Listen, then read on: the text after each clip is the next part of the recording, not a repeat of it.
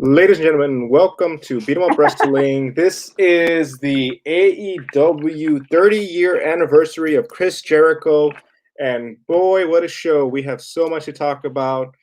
We're gonna probably end up losing some followers. We're probably gonna end up pissing off some people because I think being 1 year in the air is time to be able to criticize the company and not be told, oh, give them time, give them time. It's been a year. Yep, So I forgot to tweet this out, so I'm looking forward to actually seeing if people get mad at us. So I want to make sure people know we're going live. Because I'm ignorant right now like that. That's why I'm at. I'm ignorant. I think it's time that we call out some things that are happening. It's been a year, so that excuse of them being new is no longer an excuse. Nope, no longer valid. And did they announce a match next week? I don't remember them announcing one. And if they did not announce a women's match next week. Oh, and even if they do, they'll announce the card several times like they did on Facebook and not even mention Swole and Serena tonight. So, I mean, sooner or later we'll figure out if they have a women's match, right? Yeah, let me search it right now, actually. AEW Dynamite Anniversary. So you want to go ahead and start us with the first match while I search this up? What? Hey, do you want me to start it? Hold up. I'm tweeting. Okay, I can do it right now. Okay, so we start off the night with Brian Cage versus Will Hobbs. I was excited for this match because it's kind of like two of the same people. Like they're like amazingly built, they're amazingly strong. We got to see some Brian Cage doing his flippy flips, doing flipping machine. Let's not talk about the other half of the flipping machine because I'm kind of pissed off at Flip Gordon. But Brian Cage looked good. Will Hobbs looked good. I was really scared that Will Hobbs was probably going to pick up the win on this. I was telling Jack that he had won a couple of matches on Dark, and compared to what Brian Cage has lost, Brian Cage needed the win. They did the right booking on this one, and he did win this one. But it did not cost Will Hobbs, to me, anything because he looked amazing. He looks like a machine too. He looked like he can go pound for pound with Brian Cage.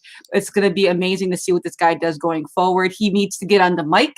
He needs to start getting that charisma because we do not need him to go behind the scenes and lose that, that momentum and go in the shadows. We need him to keep the momentum. So I'm glad they opened it up with them because it set a nice tone and made me excited. It was fast paced. And like I said, they both looked good. I like Taz and Ricky on commentary together because Taz was like screaming stuff, saying, yeah, Jared said cover him. Why aren't you covering him? Sometimes I got to yell at this boy. Like he sounded like a dad. And Ricky's like trying to act super cool. But yeah, it was really cool. But once again, they lost me when they brought out Darby. Like every 5 seconds, like they extended a hand to Will Hobbs. Will Hobbs is big enough and strong enough to take on the three of them if they wanted to really quickly. Just give a right uppercut, do one of those Swedish uppercuts that freaking Cesaro would do to Brian Cage, and he could take out Ricky Starks and them. He did not need Darby Allin because what is he going to do? So like it kind of killed me once again because we're not going to get Darby Allin and Ricky Starks is not going to be put over. We already know that. So do not dismiss Ricky Starks being a very damn good, talented person because they're already doing that. You're building up on Dark, but you're not building him up on Dynamite. You barely started building Brian Cage up to this point now. See, he just won on Dynamite, but he's only been winning on Dark. So we can't have that. So I think for what it was, I think Will Hobbs could have just potentially just kicked all their asses real quick, just quick. You know what I mean? Jumped out of the ring and say, I don't need you guys, whatever. I think that would have built Hobbs better. He doesn't need backup. The man's amazing. I like Will Hobbs. I don't think Darby adds to him, but right now they don't know what to do with Darby. They know Darby is a fan favorite. They're gonna keep pushing the Ricky Starks, Darby Allin thing going because they want Darby Allin to be in the forefront because at the end of the day they want to sell T-shirts and Darby Allin is selling merchandise. Yeah, I mean that's true, but once again, are you giving anybody else a chance to really develop that charisma to sell that merch? I mean, yeah, of course we had people like Abaddon that we don't really see that can sell merch instantly. I get that. But Brian Cage, is she selling merch instantly? Because women don't get a. Yeah, I'm pretty sure she's selling those Halloween T-shirts because her characters itself could sell, which is a disservice because we haven't seen her. Yeah, well, I would like to see the numbers. I wonder if there's a way to get that to see. We know people. No, I'm just kidding. to see what are the top selling merch that's going on. because I'm interested to see that. I'm interested to Yeah. see if they're being. Oh look, the green screen is picking up my Warhorse shirt. Oh, that's funny. I'm distracted because I'm a child. Right? That shirt rule ass. But yeah, I wonder if that's where the decisions are coming. Because yeah, I don't know. I don't know. It's all really weird to me.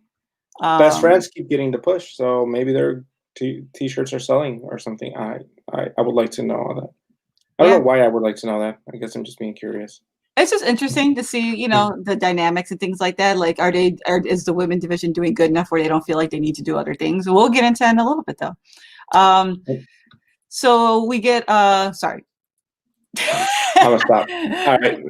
We get the Lance Archer promo. He comes out and he's like, he looks good. He's doing well. He's been tweeting a lot, so it's good to see him doing well again. He'll be facing Mox at the anniversary edition of Dynamite next week for the title. I like the fact that we saw a couple little things that were really weird. We saw, so this was Jericho's 30th, like you said. There was video vignettes from a lot of people. We saw Go Ace, right? But then we also saw in this promo New Japan Pro Wrestling footage. Yep. So that's let's speculate. Let's do this into the interverse. Everybody's kind of talking about that. I don't know, man. You know, they have Shotzi. They put Shotzi up there. Yep, they actually gave Shotzi the chance to host the whole Halloween event. But yeah, Abaddon is MIA. I don't know what they're doing with her. It's funny because when she beat Anna Jay, she was like talked about how she was going to be put in the forefront, how they were building something for her, and she's not even on Dark. She hasn't been on Dark. And once again, if you weren't on Twitter, you wouldn't see the interactions between the wrestlers and her. Yeah. Or like, you know, I'm here to steal your soul and eat you. And you're like, oh God, she's back. You know what I mean? We wouldn't see that or Dustin or Hikaru or anybody scared of her or the other wrestlers. And they're still relying too much on social media. Social media is great. Yeah, it's awesome. But not everybody follows people dedicatedly like that. That's why other brands are doing better in certain retrospects. But yeah, I don't know. I don't know what the hell they're doing. But once again, going back to this Lance Archer promo, seeing a couple of New Japan Pro Wrestling takes, we see, we'll get into that other video that got cut off in a little bit. Hello, Derek. Luther off my screen. See, this is why we like you guys. Like maybe Twitter, we get, you know, the shit talked to us on Twitter, but like here, Facebook, YouTube, you guys seem like you're pretty on par with what we're thinking too. Like we love AEW. I love AEW. Like I can't say that anymore. Well, not anymore. Like I know you can't. You know, it's fine. If you love AEW, that's fine. I'm not gonna shame. Well, like for the reason why it's coming up on a year almost, you know, we'll talk about that in December, but you know, they gave me an in-ring moment that we'll talk about on the 1 year, but I never thought I was going to be able to get inside the AEW ring with some of my favorite wrestlers, especially Kenny Omega. So it was something that I'm always going to cherish and appreciate when they were on that path, trying to figure out, you know, the next steps in the organization. But as somebody, as a librarian who, you know, Beth, I know you're watching, we're critical on things. We give opinions, you know, yes, this might not be my cup of tea, but it could be somebody else's, but we also have the right to criticize and be constructive about it. Not hateful, but constructive. There's a lot of things I want AEW to change that I haven't seen a lot of changing, mainly the women's division. And that was a big problem that we had today. But going into the next match, it was TH2 versus FTR for the tag team match. For me, this was a long match. It wasn't a bad match. I actually liked TH2. I think this is probably one of my favorite matches they had because they were able to they really looked like they were outdoing FTR and the way they wrestle. And Helico was great. He was probably my favorite part of the match, just the quick stuff that he was doing. I'm just a little over the Tully thing. Like we were talking about that.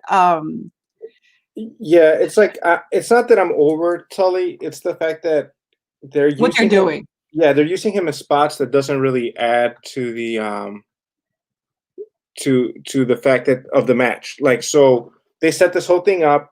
I believe it's Evans from the Heavens going up on the top rope. Dax is on the mat, and then Cash goes up to grab him, right? But you know, that's a normal tag move. there's no reason for there to be a distraction, but then they use Tully to distract Audrey, which is what I've been talking about, that it just makes their refs look so dumb sometimes. Yeah. Like at this point, like you did not need to be distracted by Tully. Tully could have gone up there. You're looking at the move. Okay, so what if there's a tag team comes in and stops a move from happening to their team? That's just regular tag team matches. You know, you're protecting your team. It's just they do that so much with Tully, and I get it. I get why they're doing it. You know, he's supposed to be kind of like how JR said on our chat. He's supposed to be Bobby the Brain. Yeah. But it just you got to do it smart. I don't see when Bobby the Brain did it. He did it on key moments where his team was in danger, where it was no other choice but for him to stop potentially them from losing. And then this one was just like, you're not going to lose if he takes that frog splash or whatever he's going to end up doing, you know, from the top rope. Yeah. No, it was weird to me. Some of the ref spots we talked about how like they're making the refs look a little funny in some spots and things like that. So yeah, it's kind of hard to gauge the actual magnitude of how good FTR is because of these spots they have. I don't know. It just goes into a lot of the play where I say, and we'll get into that, where Cody has interference in every one of his matches. There's always outside interference, and it's becoming a typical Cody, a Cody match, like you're saying. It's the way the match goes, and FTR is having the same thing too. So it makes me believe that in the long run, is the Bucks gonna win? Like shit. I mean, if they didn't though, like what would that do? Yeah, I think. Referee are the dumbest people in wrestling. I don't know. Baby faces are sometimes pretty dumb too. Because we're going into Full Gear with the notion that it's FTR versus the Bucks, so it's heel versus heel. Yeah. So who I'm supposed to be rooting for at this point? Yeah, I don't know. Yeah, I mean, like if I was against FTR because right now they're getting on my nerves. Yes, the Bucks are funny, super kicking people, but they also are technically heelish for attacking innocent people. That's like what the notion with heels do. I'm confused on that. Like you have to have a clear, like you really want these people to win. Like I'm not really sure I want the Bucks to win under these conditions. Yeah. You know? So I'm like, I don't know. Like, is Tully going to interfere? Who would interfere on the Bucks' behalf? Nobody. So like there's these ways that it's building up to something unless Tully gets ejected. For how long? Will Sean Spears come out at that point if Tully gets ejected? Will that be the unveiling of a different horseman in the situation? Yep. There's these things where I don't feel at this point anymore that the Bucks are going to win. And actually, at this point, I would want them to win to see how interesting it would get with them being assholes with the belts. But once again, we already have one set of assholes with the belts, and we're just going to get another set of assholes with the belts. Yeah. Or what they end up doing is Cody comes out and reveals that he is a part of the Horsemen. Yeah, some sort of distraction. I don't know. But at this point, it's just like even then I would be like, okay, what? Like you said, who are we supposed to be cheering? There's no clear babyface in this dynamic. And another thing, like, why do we always have to show wrestlers standing awkwardly at a TV screen? Like, oh, I'm gonna look at this match. Like, you know, why not just have them in their locker room, sitting down in the locker room looking up at a screen?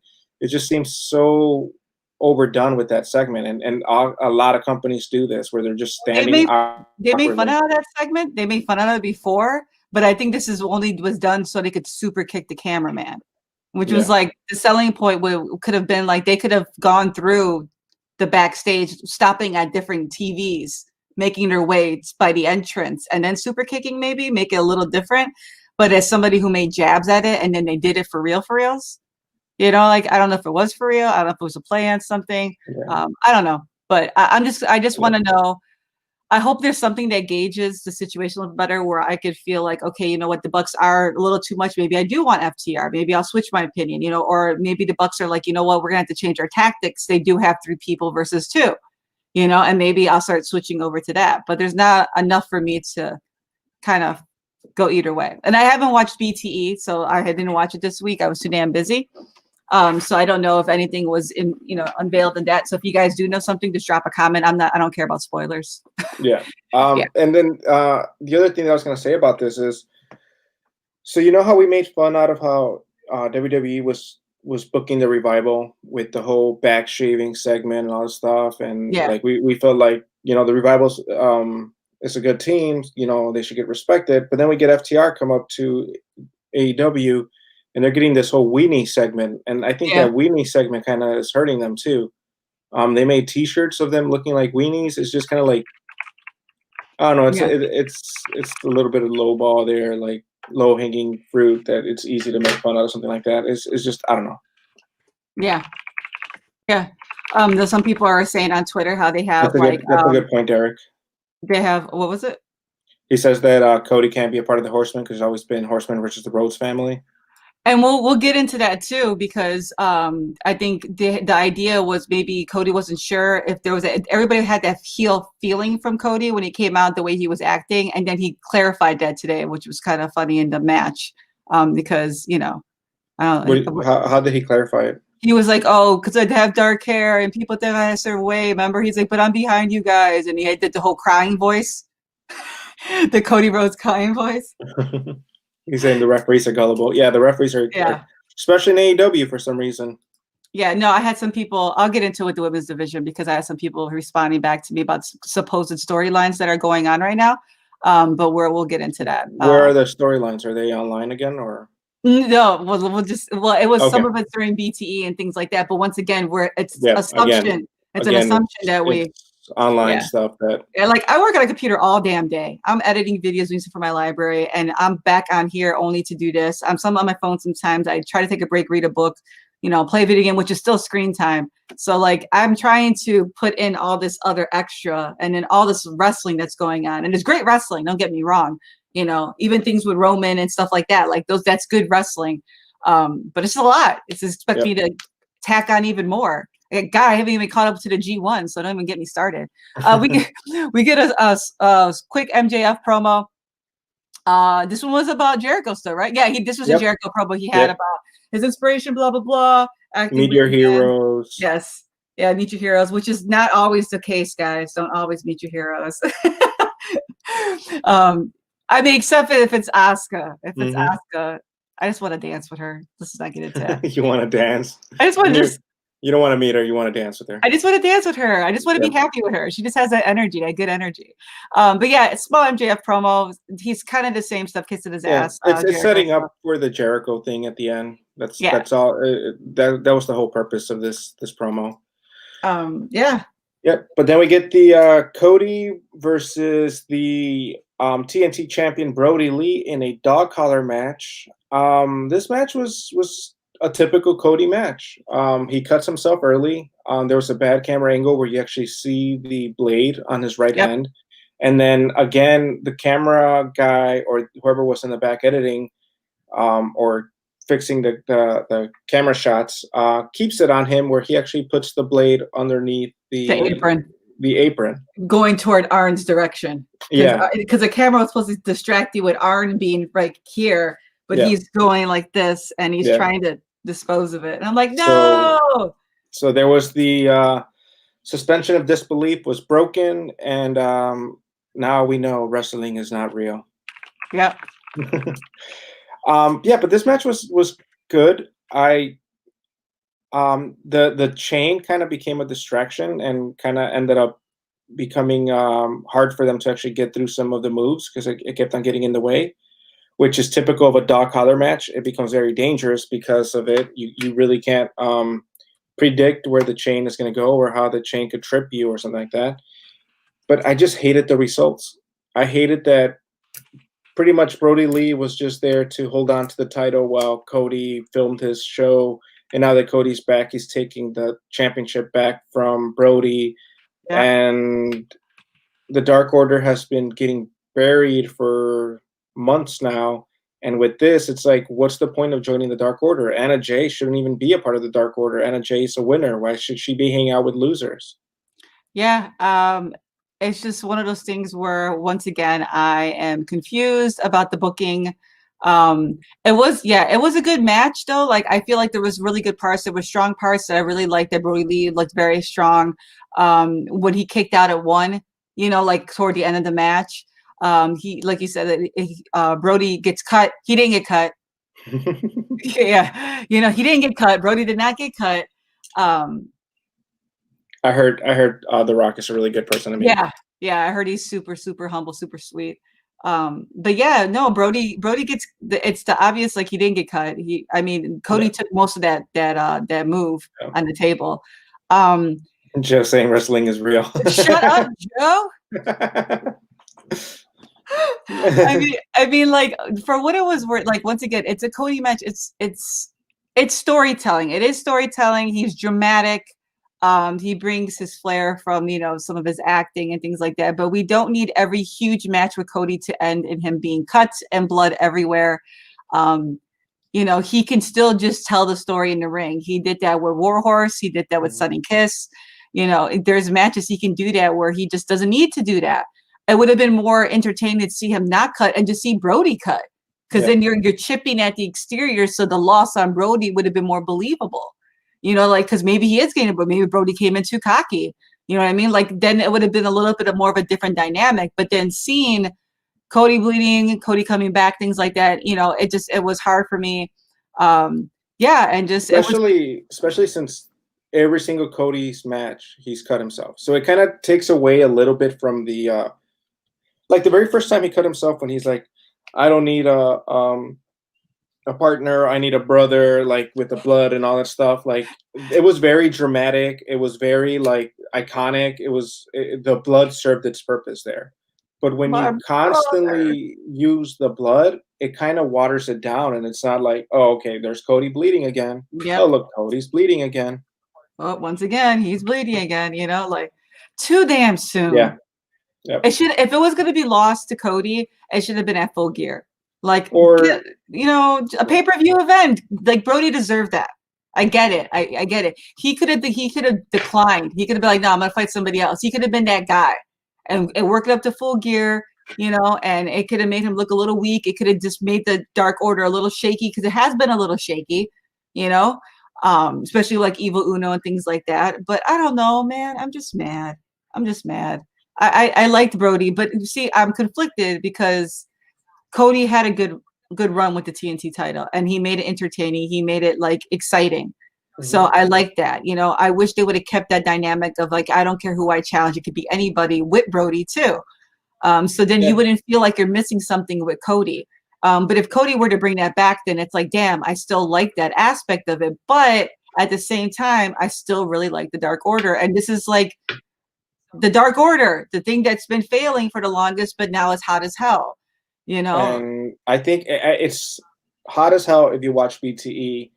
If you only watch Dynamite, the Dark Order is a joke. It still looks trash. Yeah. I mean, that's valid. That's valid, and that breaks my heart too, because there's a lot of talent in there. There's a lot of great personalities. And then we get Orange Cassidy come out after the match to challenge for the TNT belt, even though Orange Cassidy fought Brodie Lee for the TNT belt 2 weeks ago. Yeah, you're right. Yeah, so he gets another TNT title shot. It's just the best friends keep on getting handed title shot after title shot after title shot. That's the only people they keep going back to. Yeah. Yeah, and it goes back to what I said. Like, OC was kind of like going through some of the roster too, and they're really building him up. But it's funny how he's probably going to get squashed by Cody now. Yeah. Instead of getting to build, if you really want to build him. If you give him the belt, then he should have just beat Brodie for it and not have Brodie lose to Cody, so Cody could be a 2-time TNT champion. I don't know. Yeah, no, I totally agree. Sorry, I interrupted there. No. Totally agree. Yeah, it's very hard. Like, it's like you have Silver out there. We're supposed to be thinking that the Dark Order is about to take over Dynamite, but then you have them lose all the time. That's fair though. I agree with you, Beth. I think, like, if you're gonna do it, like I said, do it once in a great while. Well, because you become desensitized, just like with any other type of, like, I hate to say the word, but any type of violence, you see it and it's not as impactful. And that's why I feel like, I know, and then he's gonna get squashed. And that's the thing, like, the title. That's one thing we've been talking about Orange Cassidy. I love Orange Cassidy. I love what he's able to do. I love what he's able to bring. But if you keep on putting him out there and you don't do anything with him, like, okay, so he lost against Brodie. He's probably going to lose against Cody. Yep. What do you do with him then? Yeah. You know, it's just you're putting him out there to a point where it could hurt his character. Yeah. Yeah, definitely. Yeah. I don't know. But yeah, going back to the blading thing, I just don't see. It's like I said, it's impactful as hell when they do it and it happens. Like you don't get it that much in Impact or WWE as much as you used to. Mm-hmm. So when it happens, you're like, holy shit, you know what I mean? And you know, they plan it better, things like that. Let's not talk about the Rey Mysterio eye thing. That was bad. But like most of the other times it pays off when it happens. So in this instant, like they cut to commercial, we see that Brodie, and then they blamed the table. It should have been something else. It should have been a turnbuckle, something like that, or like the outside ring post, which usually what happens. Or you could have you could have said the chain cut him open. Smack the hell out of him. You know, it could have been a quick whip, and he could have done this. Yeah. Or so Cody kept on wrapping his fist, the chain around his fist and punching him. Like you could have just been like, oh yeah, it was one of those punches that cut him open.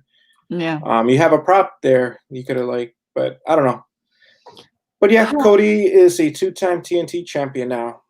Yeah, so let's just see. We'll give it the benefit of the doubt to see what is built up to Full Gear, because like I said, if OC wins, I'd be thoroughly as hell shocked and surprised. Yeah. Pleasantly surprised, because I feel like that's where the belt should have been in that type of card.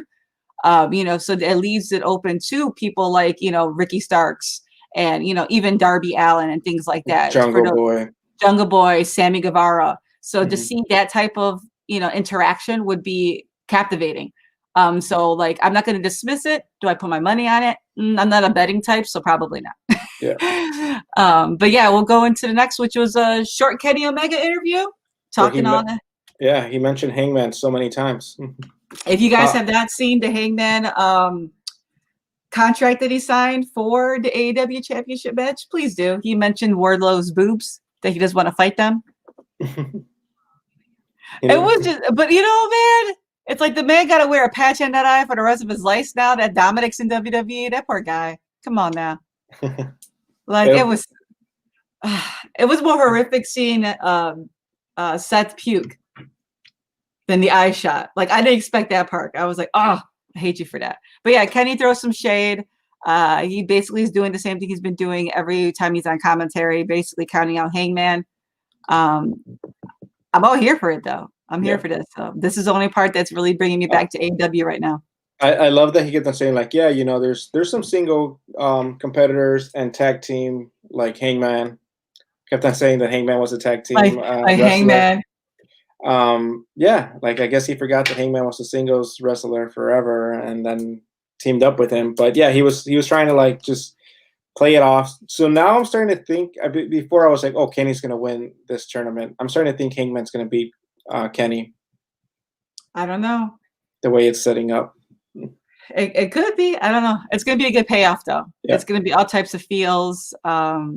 We always go back to Kenny Omega's he hasn't been cleared to wrestle stat that's still pinned to the top of his Twitter. Yeah. From Full Gear. So was it Full Gear? Yeah, right? Yeah. Full Gear. Yeah. So it's just one of those things where it's just I'm interested to see what Kenny Omega does and how hardcore he'll be. That's the only reason why I was saying Kenny Omega, because he would be the heel and Moxley would be the babyface, because I'm starting to believe that Lance Archer is not going to take the belt from Moxley. No. Oh, no. That's not going to happen. But yeah, we get into Bis Swole versus Serena Debb. Serena's already in the ring. Bis Swole comes out pretty quickly too. The match is not short, but that's if you don't include the oh, he's so not over his ex. He got all types of feels. Yeah. That boy is still recovering. He's trying not to rebound. He's just angry. He's all types in his feels right now. But yeah, Bis Swole comes out. They do their thing. It's a little over 8 minutes to match, but almost 3 minutes of it was picture-in-picture. 3.5 minutes was spent on commercials. picture-in-picture commercials and in product advertisement. We had heels, we had the shot of brandy, things like that. Which is like, they don't always do that in the other matches, with the male competitors. No. They don't really take away from their match. They also as Bis Swole was celebrating, they cut to Mox's promo afterwards very quickly. Yeah, I'm kind of tired of this. Like, there was no build up to this match. There was just a match. That'll be interesting if Kenny or Hangman don't win. But I still want to say that one of them will. But you might be right. Each one might cost each other their match, which could set them up for more of a rivalry between both of them.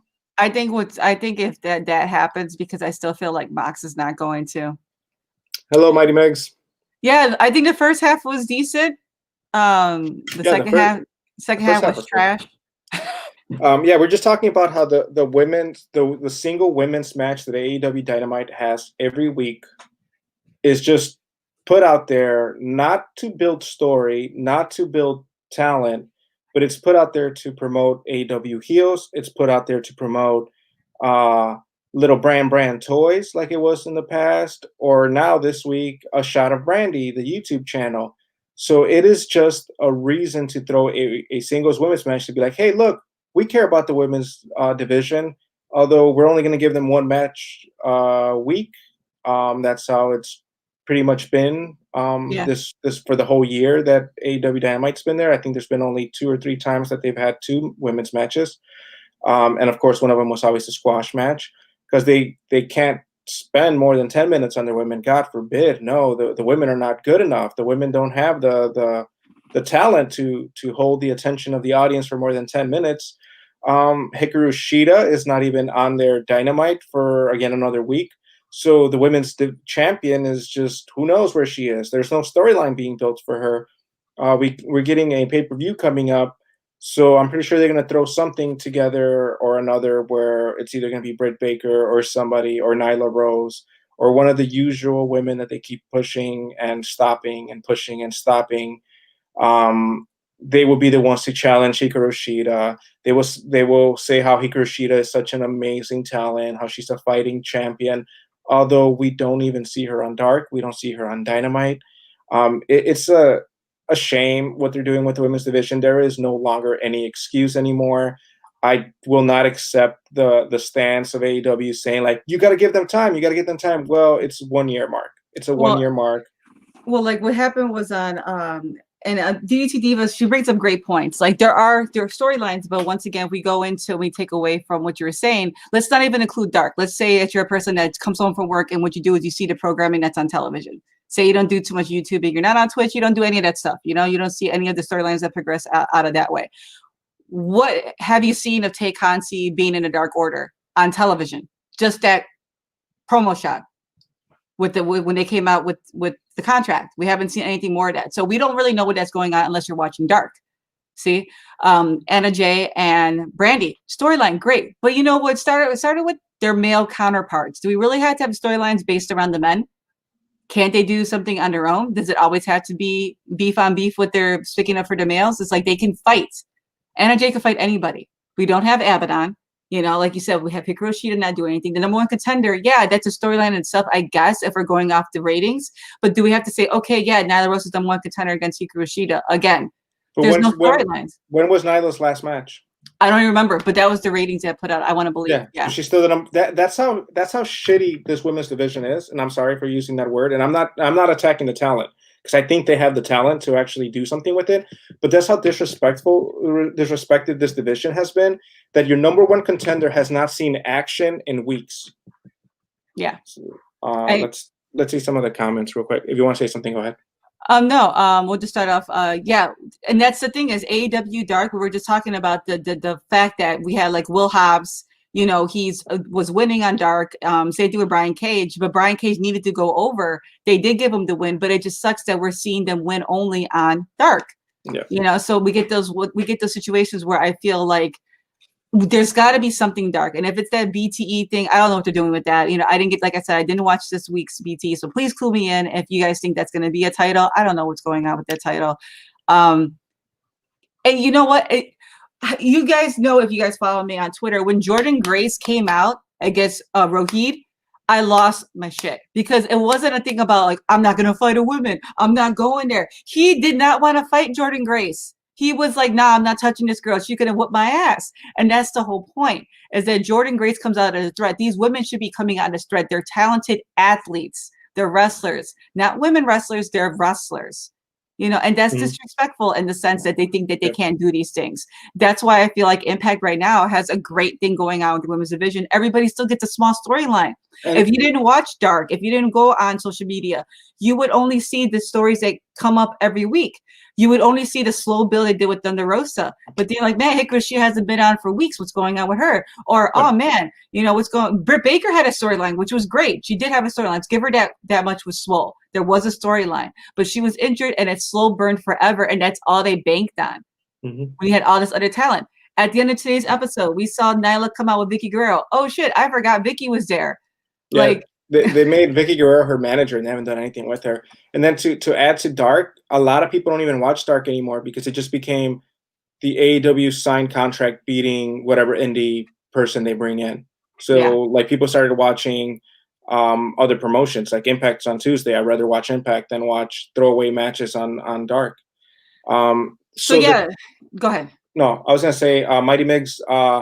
Omega was overseeing the women. That was back in December through January, and then Brandy took over after supposedly. Supposedly. And then Kenny actually tweeted back to somebody that's not him because somebody was complaining. He's like, "That's not me, bro."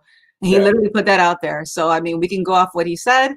So from what we know is that the thing that happened was that Kenny was trying to make the women's division be more Joshi style. That's why you see the change of tones.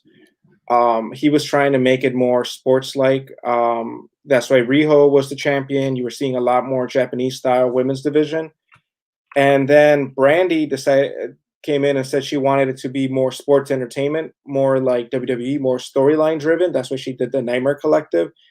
And then the other person also who has their hand in it at the end of the day is Tony Khan. And Tony Khan, from what I've heard, and this is not something that I could actually put my hands in the fire, and this is just a rumor at this point, is that Tony Khan believes that the women are not good for ratings, so that's why he doesn't really do more than just one segment for the women.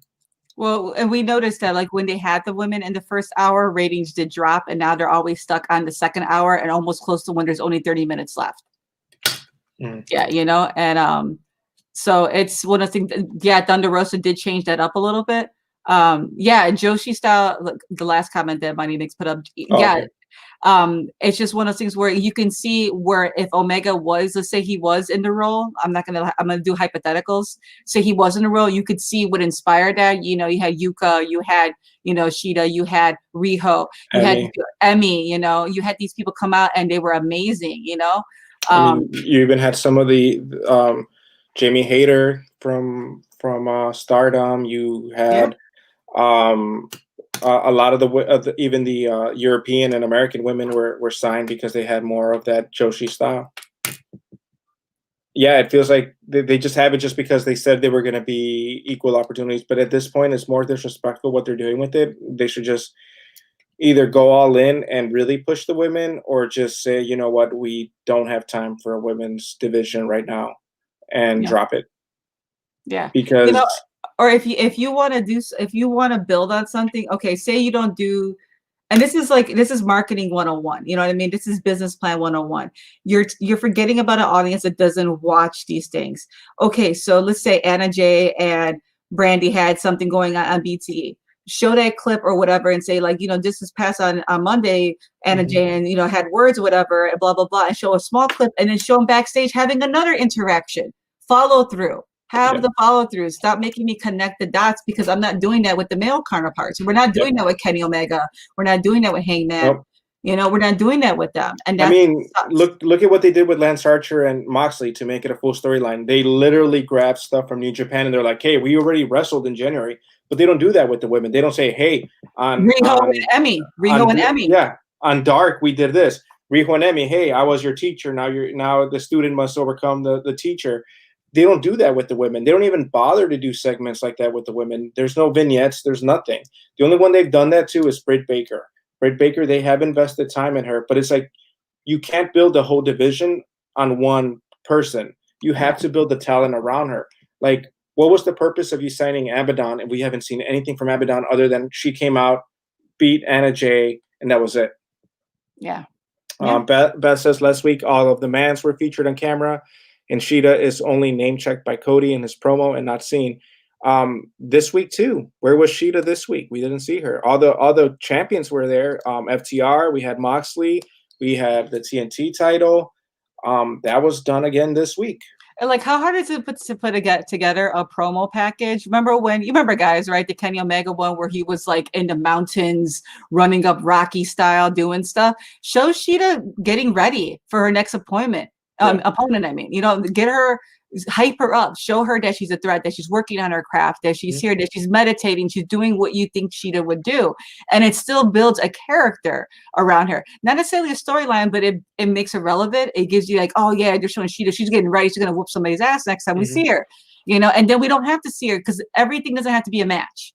Clearly, we saw that with Lance Archer and Moxley today too. We saw that with MJF. He came out twice. He had a promo and then he came out. We saw all the men highlighted talking about Jericho. Did anybody talk about Britt Baker? Did was always say he was the first role model? I don't remember anybody else. Did anybody else say? I don't know. All I know is, I think it was just her. Britt, I think.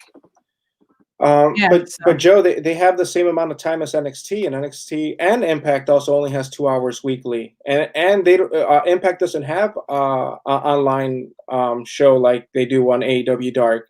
And yet they're able to push the women's division, their tag team division, and Rosemary and Taya. We had Sasha Steeles and what's her name? Sarah Hogan. Sarah Hogan. Then we had the small little package. We had Kimberly and Kylie.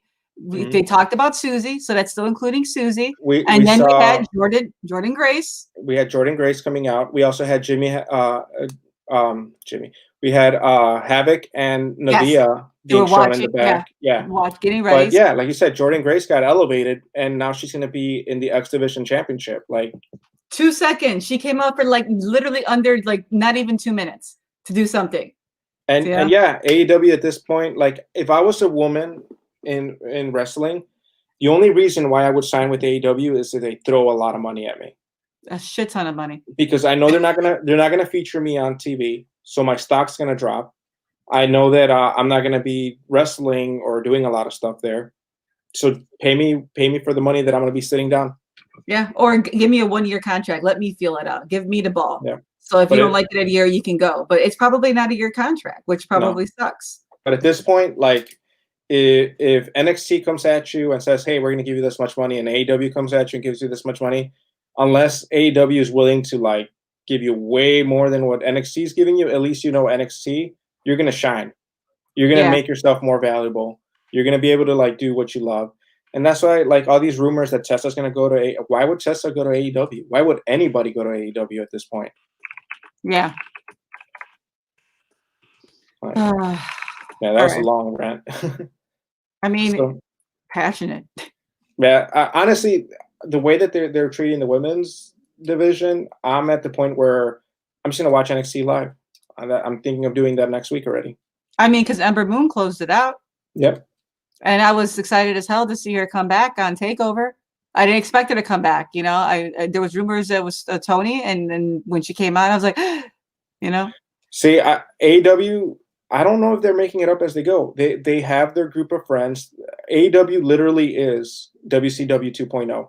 They have their friends. They're going to be pushing their friends. They're going to be booking their friends. And they have a women's division just so that people don't say that they're sexist. I think the whole WWE structure lacks in tags. But okay, so if AEW lacks in the women's division, NXT lacks in tags, at least you got enough men there to make tags. I was like, at least if you're a little kid that wants to watch wrestling, at least you have guys to look up to in NXT. If you're a girl that wants to watch wrestling, why would you watch AEW? You'd be like, I'm just gonna watch NXT. Yeah. I mean, because growing up, you wanted to see specific people. Like I wanted to see Stone Cold. I wanted to see, HBK, and you got a little disappointed when you didn't see him week to week. You know what I mean? So like, imagine if you liked Hikaru Shida and you were a girl, and you're like, well, she wasn't really there last week. They showed her, and then this week she's not there. It kind of gets you disheartened, and as a fan, you flip flop through stuff when you're a younger girl, it's a younger kid or a fan of anything. We're here talking about watching NXT right now, and we're grown ass adults. And honestly, like I know that WWE as a whole, they have a horrible tag team division. They need to fix their tag team division. But we're not asking them to put an hour worth of women's matches either. Just give some respect to the women. Like at least show that you care. They could have done this 8-minute match that they had with Swole, and then thrown in a 3-minute package of Shida saying something, or somebody challenging Shida, setting up for next week. They don't even announce the women's matches. Like, we didn't even know that Swole was going to have a match today against Serena until they tweeted it out. Yeah, they had. I think they might have mentioned it, but then when it was mentioned again on social, they usually don't pick. They'll do four pictures. They won't pick the women's. Yeah. Like I said on Facebook, they listed the dog collar match, FTR, and other surprises, and that included Swole and Serena. Yeah. But that might stop, Joe, with the recent COVID scares that they got with some of their talent. That would have been the only reason why I would have signed there too. Impact also main evented. Did they? No, not this time. Not this time, but I think they main evented just recently too. Yeah, just recently. It was Tenille Dashwood and Jordan Grace. Yeah. But oh no, yeah, no, we get it. We totally get it. Yeah. No, it's just one of those things where just like, it's good to be devil's advocate too, because sometimes like it's good to talk to people and listen to the other side, like, because sometimes we get so enclosed in our own bubble and we're like hate watching at a point where we're just like, come on guys, like, and that's the thing with AEW. We were expecting to be WWE alternative, but what we're getting is not an alternative to WWE. They're slowly becoming more like WWE, except that they don't have, like WWE from the early 2000s, where they don't really have women's division. But yeah, it's like a lot of the people that watch New Japan Pro Wrestling and fell in love with like Kenny and them, we were like, oh, well, let's hope it's more like New Japan, but we're getting it to be more like WWE. And sometimes we just talk about this to hope that someone will hear, but I doubt anybody that actually can do something will hear. But maybe we change enough people's minds, or maybe if people actually talk to us and change our mind, then we could actually be like, okay, we're overreacting. Yeah, and I just like, yeah. See, we have a group of people that we talk to, and they're like so passionate, and Beth, could attest to this too. Like, everybody's super passionate, and I'm like checked out on it. You know what I mean? It got us mad about just how it was treated today. There was no hype promo videos for the women's. If you're gonna say that there's not enough time, but you did all these little vignettes for Jericho, so that usually doesn't happen every week. Yeah. But also the matches were pretty damn long. Like, the matches for FTR and TH2 was pretty damn long. Cody's match and Brodie was pretty damn long. Even Brian Cage and Will Hobbs wasn't that short, But you could have done a quick little video where, so we'll talk about like, I see you, Serena, blah, blah, blah, like different things like that. It's like, and Serena could have rebutted. I know I'm here new to AEW, but I'm ready to take out one of the best challengers. Just a little, give them a chance to talk. Something. And that's all I'm asking for. Literally. Not even a minute. Super quick. You can cut a promo like in 30 seconds, man. And if they don't trust them to cut a promo, you have Vicky Guerrero there. She could have cut a promo for Nyla, talking about how Nyla's ready to take on Shida. At least build something. But totally not hurting. It's just that I get triggered when a lot of people come at me on Twitter, and then people, unfollow me and stuff like that because I say one bad thing. Honestly, right now for me, what I like watching is Impact, and I know I'm like in the small minority there. Yeah, I got this guy to tell me right now, Swole sucks and equals low ratings. Yeah, but see, this is the reason why we don't get women's matches, because we have idiots like that guy. How does Swole suck? Somebody tell me that. Yeah. Somebody, please tell me. I'm not gonna even be mad. Just literally tell me, am I missing something? Because I think she's a pretty damn good performer out of most of the people we have. Yeah. Yeah, like Joe and Derek said, like they have this old school style of doing it. Like they're really trying to be WCW. That's all there. Like Tony Khan grew up loving WCW, and he's like, I'm gonna make WCW 2.0. And unfortunately, and I hope that this doesn't happen, but they could be making the same mistakes that ruined WCW by booking the friends to go over everybody. So I don't know. We'll see. We get into Mox's rebuttal promo against Lance Archer. Just basically, rebuttaling what he said. He's ready to attack him on, blah, blah, blah. You know, it's been drawn out already. So they just, once again, reiterated what was supposed to take place, but didn't take place. So they just redid their video packages and how they're both ready. We know they're ready. They've been waiting. They're ready. So, yeah, it's just one of those things where, like, and that, I mean, that goes. It's same thing when I say about like Sheeta when she was in the ring with Thunder Rosa. It's all depends on who you wrestle to. I think she's a good talent. I think she has a good personality. If people are gonna say they like Britt Baker, then Big Swole should be thrown in that situation too, because I think Swole's a way better wrestler than Britt Baker. And I think she's, Britt's getting better at her promos, so there's could be a little tit for tat on that.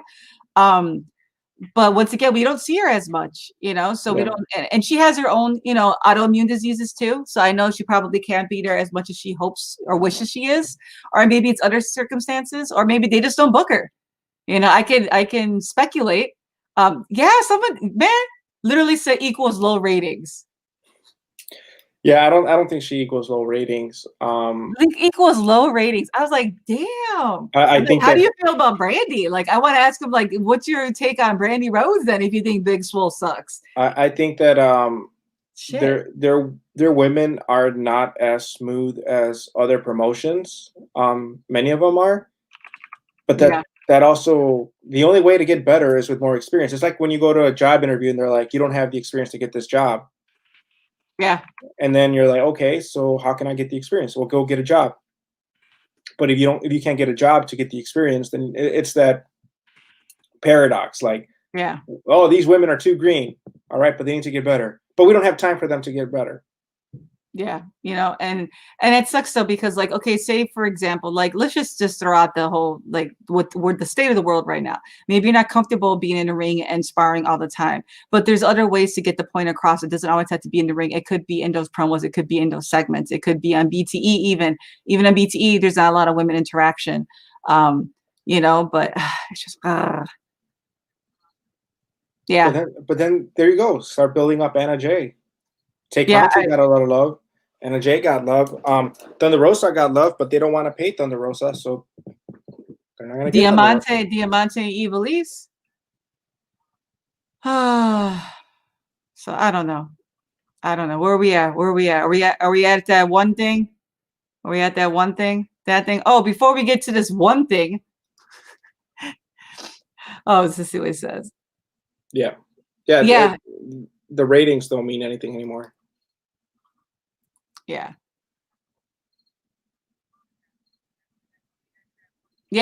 And that's what I'm saying. Like, if you're not comfortable, like sparring off in your own local gym, I mean, because we see Kylie a lot, doing, freelance, doing stuff at the gym, the freelance has, and she's practicing. She's always practicing.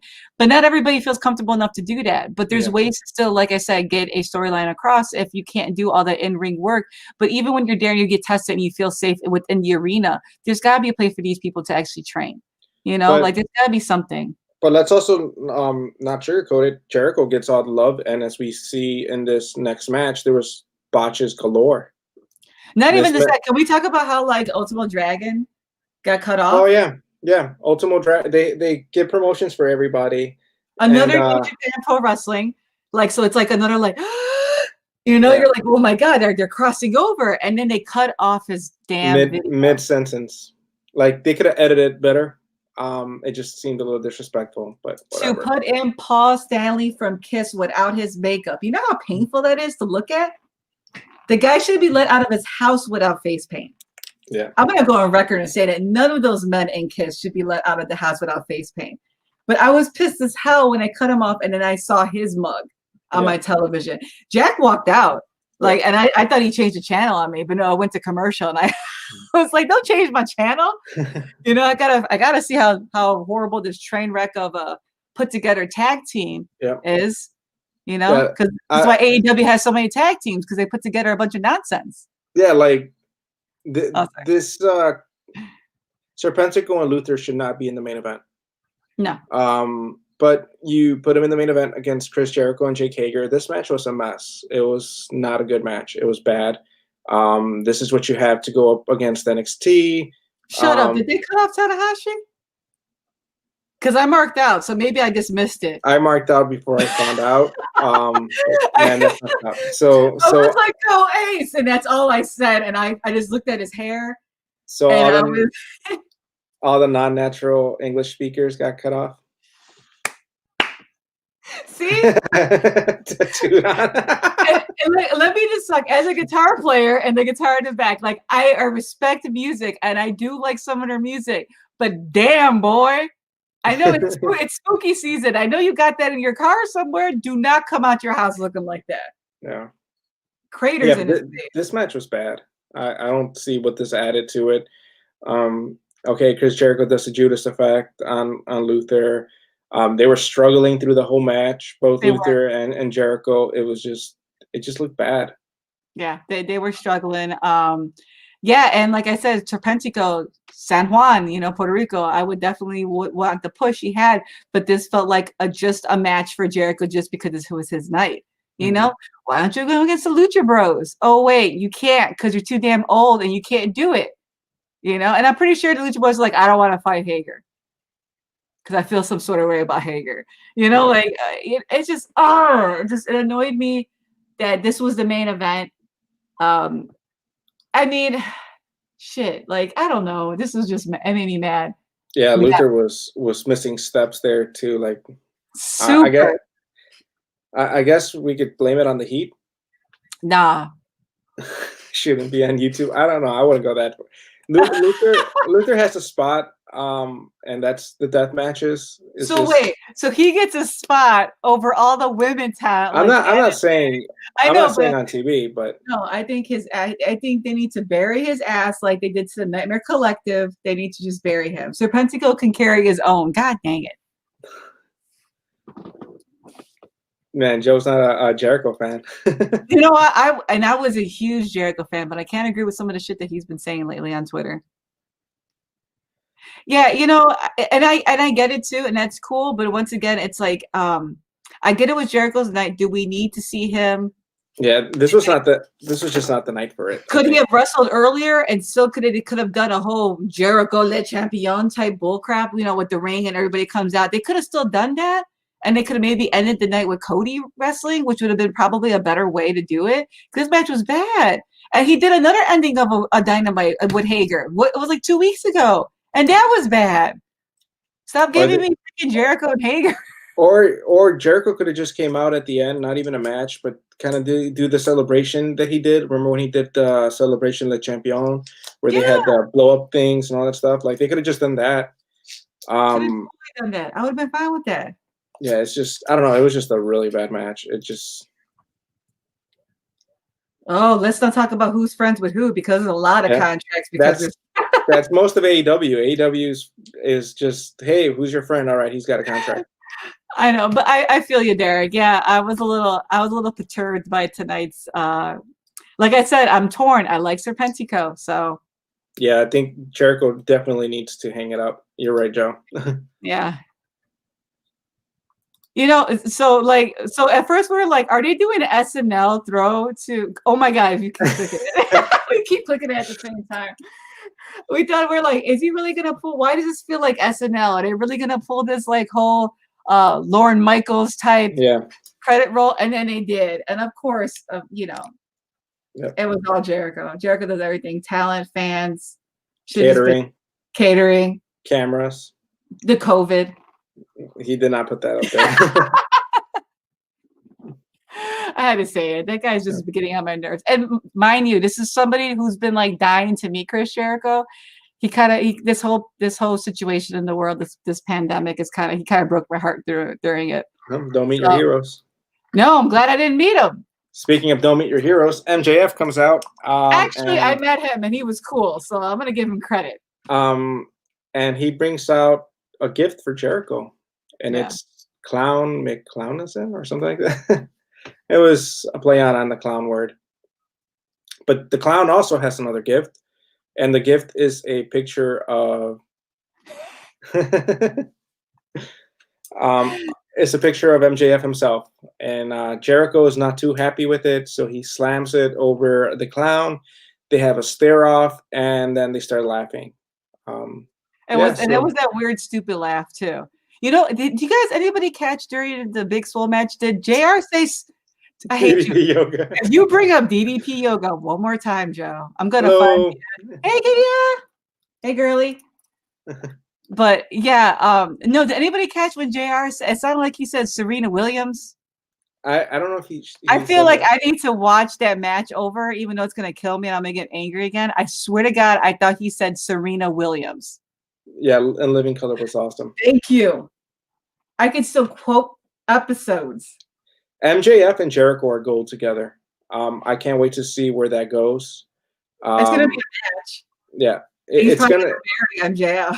I think it's setting up for MJF to take over the Inner Circle. I hope that's like Jericho's kind of like a swan song, like you know, like something good. I think MJF is going to be like we say, Jungle Boy talent like that. You know, Ricky Starks is amazing talent too. And I would put Jericho in commentary because he knows how to build up talent. Yeah, he does really good talking about like their indies runs, their title reigns, things they've accomplished. He's very quick on there, and he sounds really good when he's on the mic. So, yeah, it was an interesting Dynamite. Women's matches, man. It's gonna be.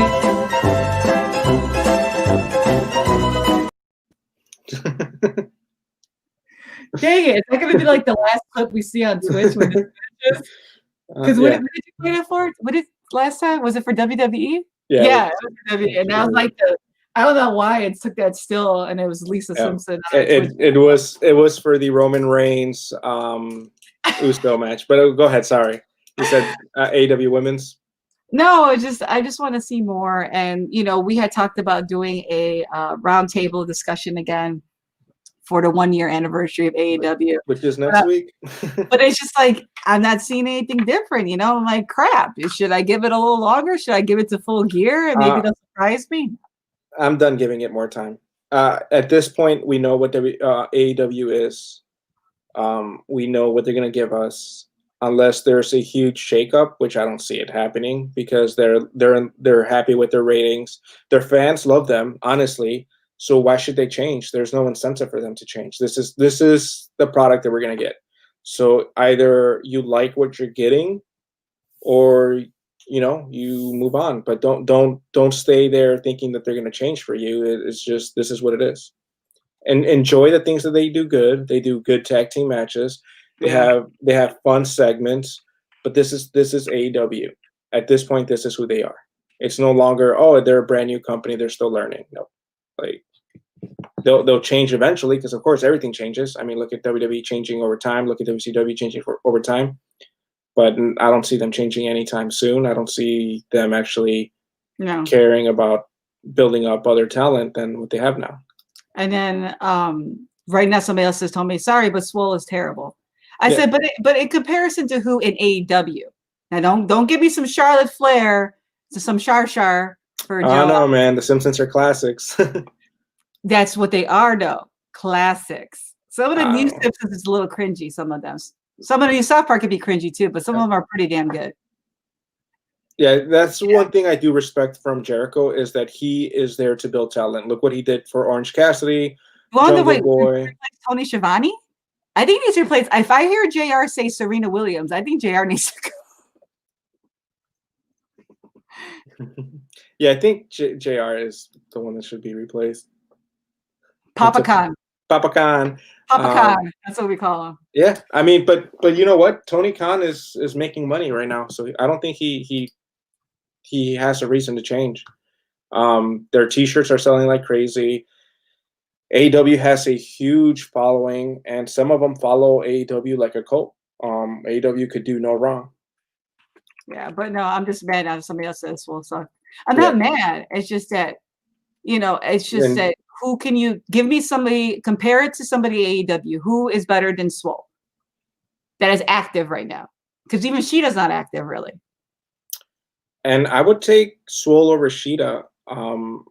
Personality-wise? Personality-wise. It's over quicker. Yeah.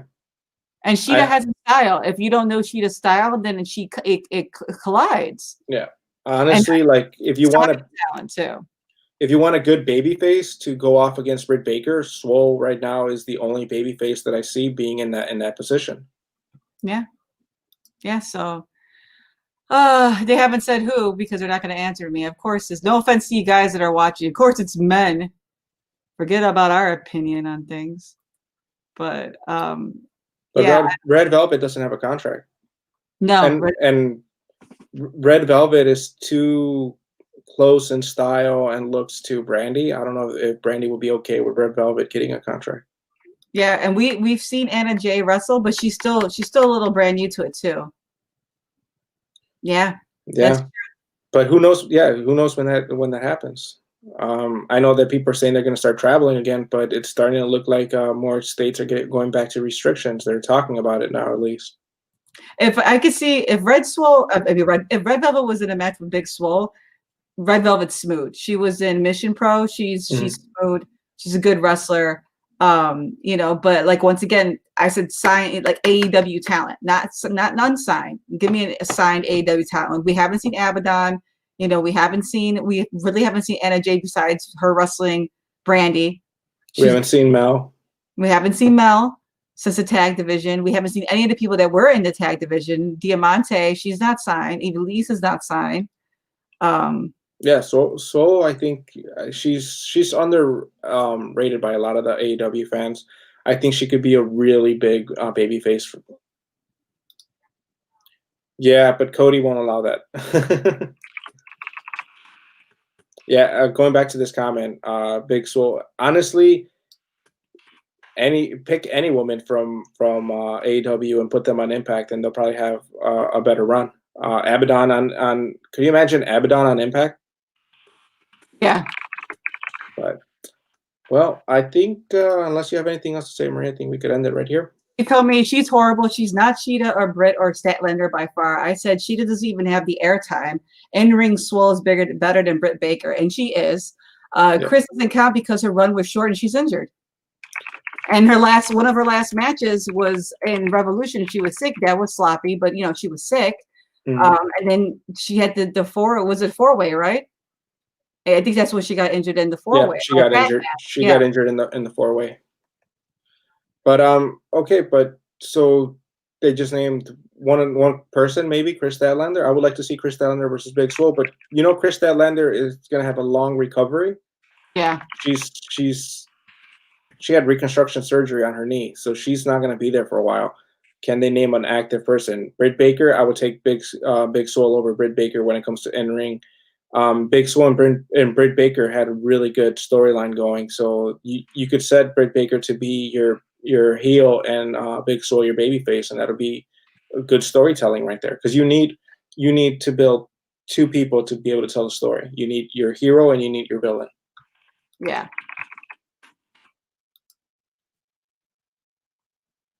Yeah. I don't know. All right, guys. What happened? Oh. She said what Big Swole is. Sorry, she's. Yeah, I mean, and I'm not like discrediting Chris Statlander. She's a good wrestler, but I mean, you can't compare her right now because I don't even know if they wrestled. Like. Yeah, Joe. And that's her, and then that's a year with her knee, and then coming back in the ring and getting re-antiquated with the talent that's there.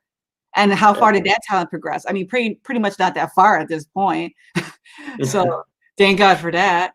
But yeah, no, I don't know. It's just okay. I'm gonna stop being mad. Yeah. Yeah. So next week,